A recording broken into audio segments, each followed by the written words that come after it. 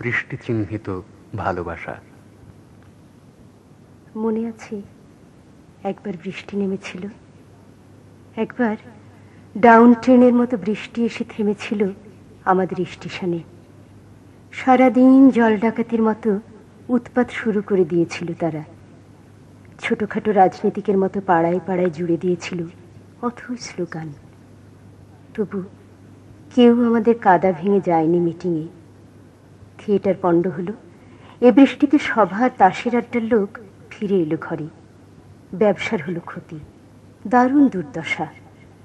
সারাদিন অমুক নিপাত যাক, অমুক জিন্দাবাদ, অমুকের ধ্বংস চাই বলে আর হাবিজাবি হলো না পাড়াটা। ভদ্র শান্ত কেবল কয়েকটি গাছ বেফাস নারীর মতো চুল ঝাড়ল আঙিনায় হঠাৎ বাতাসে।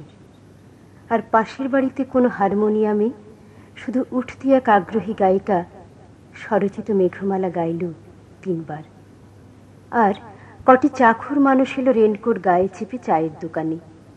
তাদের স্বভাব সিদ্ধ গলা থেকে শোনা গেল, কি করি বলুন দেখি, দাঁত পড়ে যাচ্ছে তবু মাইনেটা বাড়ছে না, ডাক্তারের কাছে যায় তবু শুধু বাড়ছে, ক্রমাগত বাড়ছে হৃদরোগ, চোখের অসুখ।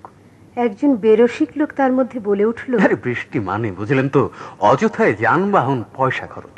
একজন বাতের রোগী গলা কাশল, ওই ছোকরা, নুন চায়ে এক টুকরো বেশি লেবু দিও।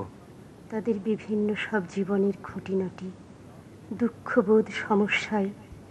তবু সেদিন বৃষ্টিতে কিছু আসে যায়নি আমাদের।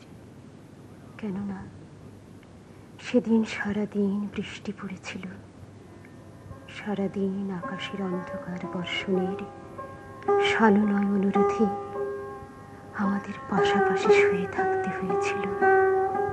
সারাদিন আমাদের হৃদয়ে অক্ষর ভরা উপন্যাস পড়তে হয়েছিল।